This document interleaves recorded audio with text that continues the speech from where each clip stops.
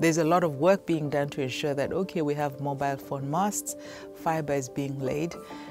You know, we're making sure that wires are everywhere to make sure people are connected. So why aren't people using this infrastructure? Why is there no connection? Why are there billions of people in the world today that are still unconnected?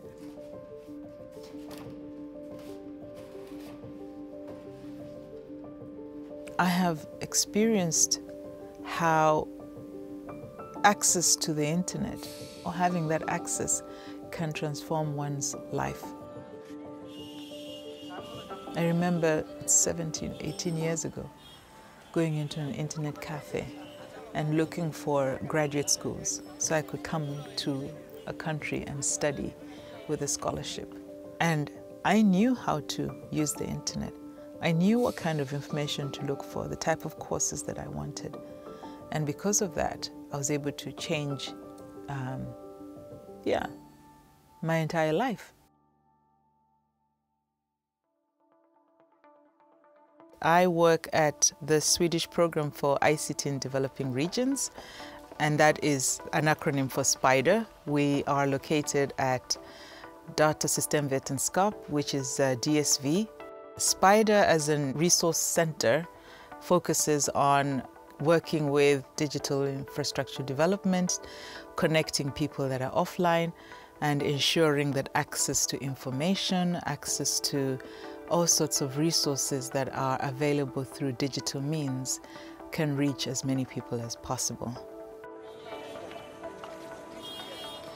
SDG 9 is at the heart of realizing the rest of the goals. If you don't have roads, if you don't have water and sewage pipes, or you don't have energy generating systems or communication infrastructure such as fiber, mobile phone masts, the much needed services such as health, education, transportation, and even communication, those remain unattainable. So the infrastructure forms the foundation upon which we can realize the rest of these SDGs. According to the statistics in least developed countries, you have connectivity or mobile broadband coverage of 79%. But the number of people connected is less than 20%. Number of people connecting to this infrastructure is less than 20%. And then you start to ask yourself, what is the problem?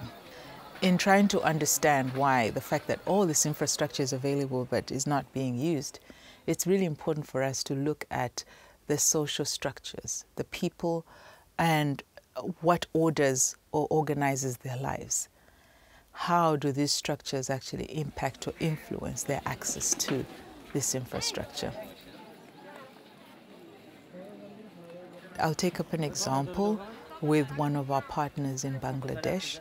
I think we all know or remember the atrocious treatment of the Rohingya group of people that ended up migrating into various refugee camps in Bangladesh. There's a lot of ethnic violence going on at the moment. There's a lot of migration to nearby countries because some of these groups feel threatened and they feel as if maybe the only way you can find some sort of safety is to leave your country. Some of the most marginalized groups of people are the ones who need information the most to be able to understand not only the situation they find themselves in, but how best to get out of that as well. The situation we have with migrant communities is that they have very limited access to a host of services, whether it's sanitation, whether it's drugs or health information, education, you name it. They have very limited access to all these sectors.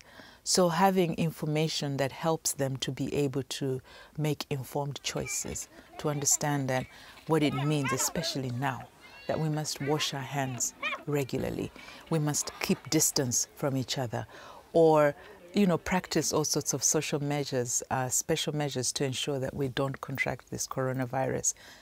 Having access to this information is very critical. Are they getting access? What are the problems? And herein is where our partner realizes that, okay, the mobile phone would be a brilliant device through which the community in Rohingya refugee camps can actually get access to information.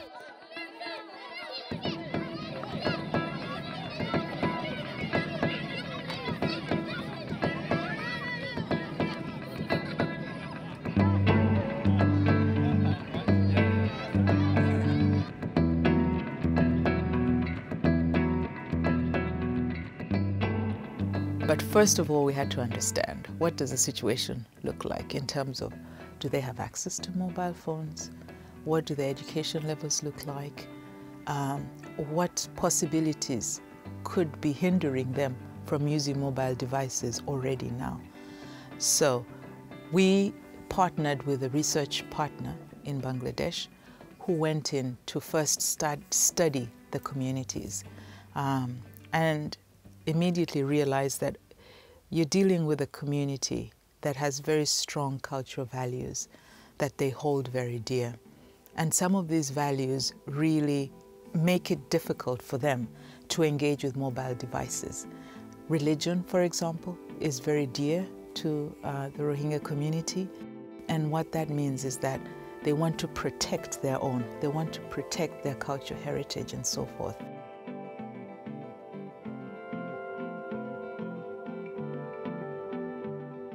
What is it that they're likely to be exposed to, and how is that going to impact their social positions or their cultural values and religious beliefs?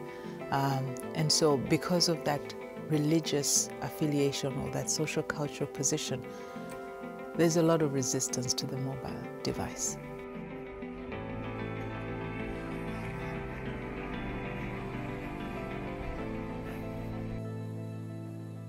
The other reason we discovered is that the socioeconomic situation that many of these migrant communities find themselves in makes the use of a mobile device almost, elusive, unattainable, if you may.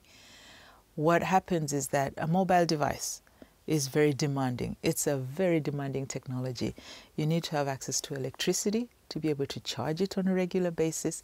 You need to be able to have the money to credit your device so that you constantly have the required data bundles to be able to continue interacting through the mobile phone. And of course, you need to have that connectivity to the infrastructure, as we've been alluding to all along. And then you find that the economic position, socioeconomic position of many migrant communities does not give them the privilege of engaging with the more sophisticated smartphones.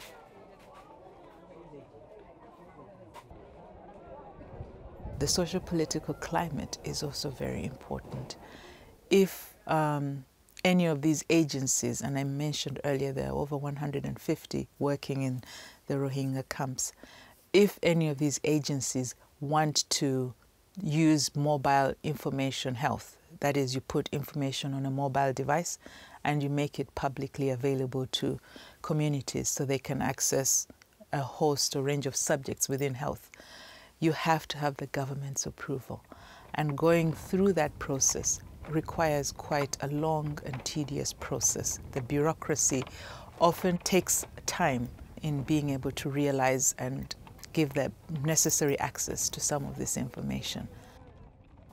So when research made all this apparently visible, our partners therefore said, okay, what is the best way then to make sure that they still get access to information? And here they combine, what I can refer to as a hybrid approach to making information available to these communities. So they would download some videos or maybe images, because infographics speak volumes. Pictures also say 1,000 words. Videos are very entertaining. And when you take this device and you sit down with young ladies in a community or mothers or young men and so forth, and they see moving images, it really speaks to them.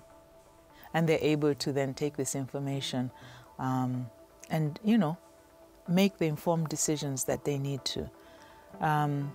But you see, this is very tedious because the community workers in the Rohingya camps would then have to move from house to house, taking this information to these communities, specifically because of these situations. You can't just put a technology and then all the children will now start learning. There's a lot more that needs to be done structurally, environmentally, to ensure that people actually do learn. And so yes, technology does help. It does definitely help, but on its own is not going to solve the challenges we face in the world today.